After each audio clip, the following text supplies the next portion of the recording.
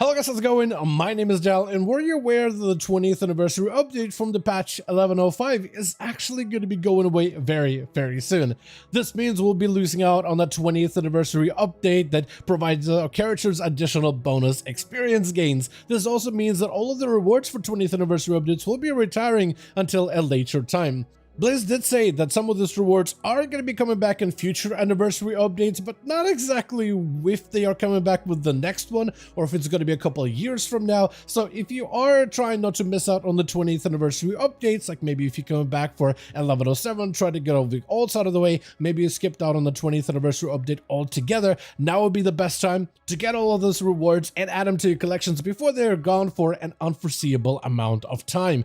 So in this video, I want to go over all of the rewards that will be going away with the 20th anniversary ending and all the different ways that you can get bronze celebration tokens to farm up as many of these items as possible. As always, if you guys want to see more videos like these for patch 11.07 or potentially future 11.1 PTR updates, be sure to follow the channel and subscribe. But otherwise, let's dive right in.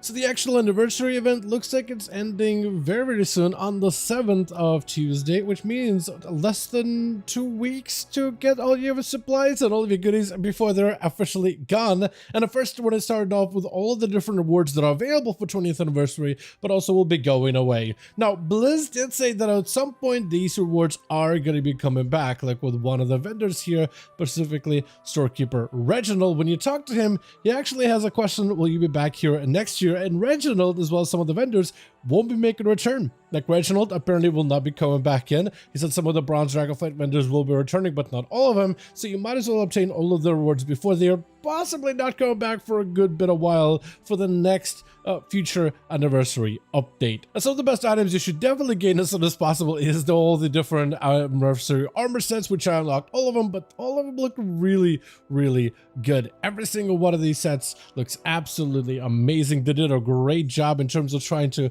create these sets for multiple different classes, and there's so many different options, and a lot of them look great, like the original class sets from the warriors, paladins, shamans. Every one of those original classes looked amazing, and it's a fantastic recreation of the original, but also the new ones, like for the Death Knight to make them look like Lich King. Then there's Demon Hunter, which apparently is supposed to look like one of the demons of Antorus, and all of them do look really good, especially the monk set, which looks absolutely amazing. In fact, I'm pretty sure in the promotional pictures there was a yellow version of the monk set, but we never actually got it, so maybe they'll be making a future recolors for all of these sets later down the line for future anniversary events, so maybe this recolor will be going away for a while. But you should definitely purchase them as soon as you can from Treya, the armor vendor. All of the armors are going to cost you 20 or 60 tokens per armor piece, but after you buy your first one, your second one is cheaper, and then afterwards all the other ones after your first two that you buy all at a pretty steep discount. So first one is going to cost 60, the second one is going to cost you 40, and the rest of them are going to cost you 20. So it allows you a much easier time to get all of those sets very quickly. Then you also have past anniversary rewards, which are available with Reginald, who will not be coming back for a while, but if you haven't collected the mounts from previous anniversary events or some of the different pets,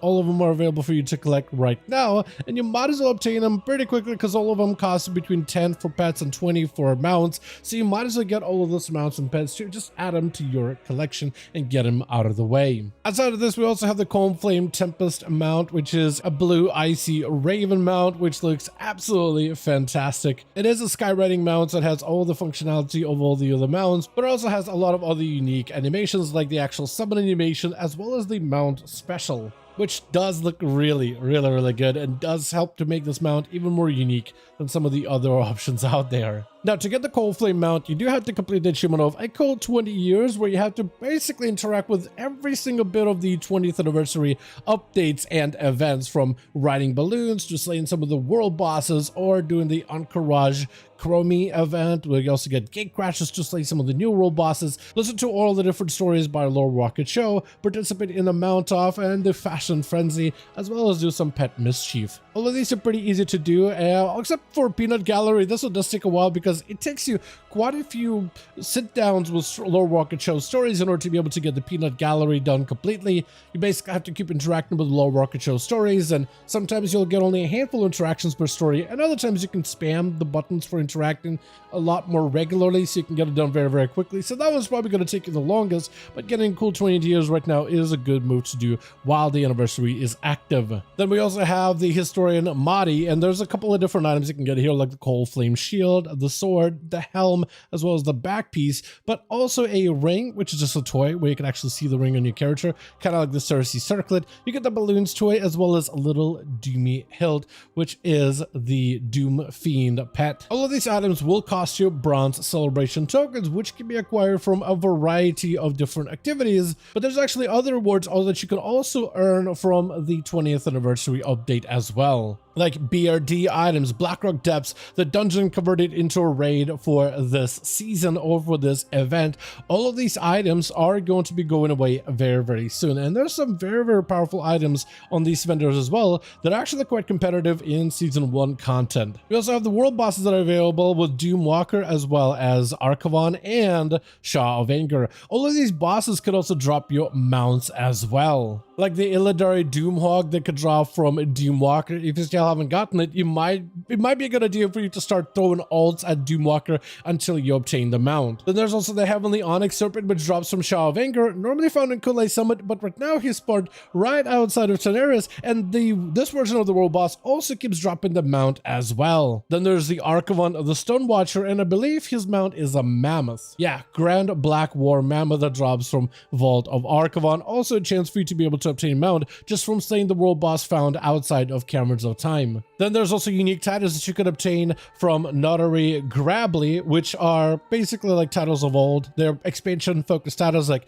Outland Enthusiast or Classic Enthusiast, Northern Enthusiast, Cataclysm, Draenor, Pandaria, Broken Shore or Broken Isles, Zendalar, Shadowlands, Kultira. So if you're looking for any additional titles, those can be purchased with Time Ward badges. Then there's also a variety of other achievements for you to collect, from the Secret Finders questline with the crates and puzzle solving, which is something you can get into right now. Then there's further achievements for Blackrock Depths, as well as some of the time walking dungeons, which should still be available, but you won't have that as part of the anniversary celebration, I don't think. It does seem like a unique achievement just for celebration specifically. So there's plenty of things for you to collect right now, and you have about 2 weeks or so to be able to grab up all these items before they're gone, at least until the next anniversary update, or maybe even later down the line. Now, to get a huge portion of these items, you are going to need to farm bronze tokens, and these are items that you can collect from a variety of open world activities. Well, I guess that's true, but you can't really repeatedly farm them until you unlock an achievement. So essentially, you try to do as many activities as you can until you can unlock the achievement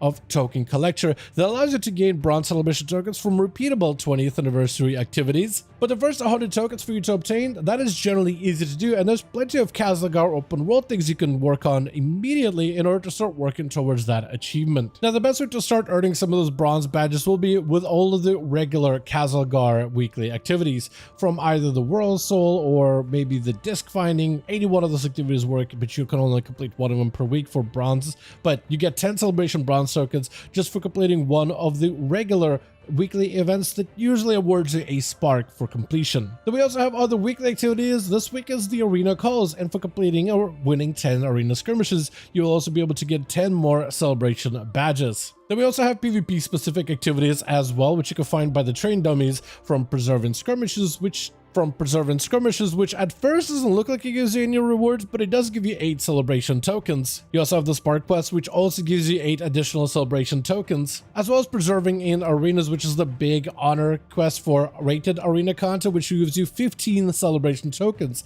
So it gives you quite a lot of celebration tokens to collect from weekly activities. And outside of the weeklies, we also have other open world content to take a look at, from things like the World Boss, which is also going to award you a little bit of bronze celebration tokens, but also every single zone of Kazalgar, all 4 zones. I guess Ring of Deep should count as 2, honestly, because there's 2 events there, but every single one of the zone comes with its own weekly zone objective, like Theater Troop, within the Isle of Dorn. That guarantees you 8 celebration tokens. In the Ringy Deeps, we have 2 of them. We have the Awakening Machine, but also the Snuffling or the Wax Farming. Both of those will award you 8 celebration tokens as well. Over in the Hollowfall with the Arathi, we have Spreading the Light, which also I've already completed this one, but this one also awards the 8 celebration tokens. And then we have the event in Ashkahead, which is primarily the choosing which side or which of the agents of the severed threads you want to support, and completing the weekly quest to fill up the bar, which means doing world quest and some of the in-city events. Once you fill up the bar, then you also get 8 additional celebration tokens as well. Outside of that, if you head back over to the Caverns of Time, we also have a bunch of other weekly events here as well, from the Chromes Codex, which awards you 3 celebration tokens. All you have to do is complete the Chromes Codex events once. The BRD raid for slaying the final boss, which you can do through LFR, normal, or any difficulty, also awards you bonus tokens, although I've already looted them on another character, but it also awards you, I think, about 3 more tokens. Then we also have other bonus objectives from Kardrov, which has the originals, which is world bosses, slaying the world bosses. This week is the original world bosses, so it'll be Lord Kazakh, one of the Dragons of Nightmare, as well as Azurgos. That also awards you tokens, which I've already claimed on another character. And then we have Soldier 10, which is the PvP one, which has you diving into Korak's Revenge, a BG available during the anniversary event for 3 additional celebration tokens as well. And once you obtain Token Collector from there, you can start getting celebration tokens from repeatable activities, and you can just farm them. And some of the best farming activities, downright the best ones, I think would have to be the BRD raid. Just queuing for that thing on LFR and going through all the different wings on every single one of your characters allows you to obtain mountains and mountains of bronze tokens really quickly. Even easier if you queue as a tank or as a healer. They also scale, so you can start queuing them at any character that's at least level 30 and above, so even low-level characters could participate in the content and get more badges, which are war-bound, so then you can collect them on your ults, pull them on a single character, and use that character to buy up all of the goodies over at the 20th anniversary vendors. Though another activity that is now viable with the patch 1107 is the Siren Isle. Just hanging out on Siren Isle and doing the excavation rares and excavation bosses allows you to earn additional bronze tokens. It's not as good as farming the BRD LFR bosses by any measure in terms of just the speed, but in terms of speed, being able to get as many bronze celebration tokens as possible, it isn't as great for that, but it is efficient if you're trying to farm 2 currencies at once. With the Siren Isle, a lot of players right now are farming up the Flame Blessed Iron to buy all of the different cosmetics and add every single cosmetic to their collection. So if you're trying to get everything from the Siren Isle, but also want to earn bronze celebration tokens at the same time, then it is efficient in that way specifically. It's not the fastest way to get the currency flat out, but these excavation bosses will continue to drop your bronze tokens every time you kill them. There isn't a lockout. You don't just kill them once and that's it. That's all your bronze tokens for the day. Every time you slay them, they'll continue to drop Flame Blessed Iron and bronze tokens. So if anything, it's a convenience that allows you to continue to work on the 1107 updates if you still try to get all of your collectibles, while also being able to get bronze tokens on the side. But as always though, I do want to thank all of you guys so much for watching this update, and I hope you did enjoy this video. If you did enjoy it or found it informative, go ahead and give this video a like. I would very much appreciate it. Shout out this community, because we'll be posting all of the 11.1 PTR stuff as soon as it is made available, and we'll be making even more updates over there as soon as they come up over to the PTR realms. As always, let me know all your thoughts in the comments down below, and I'll see all of you guys in the next one.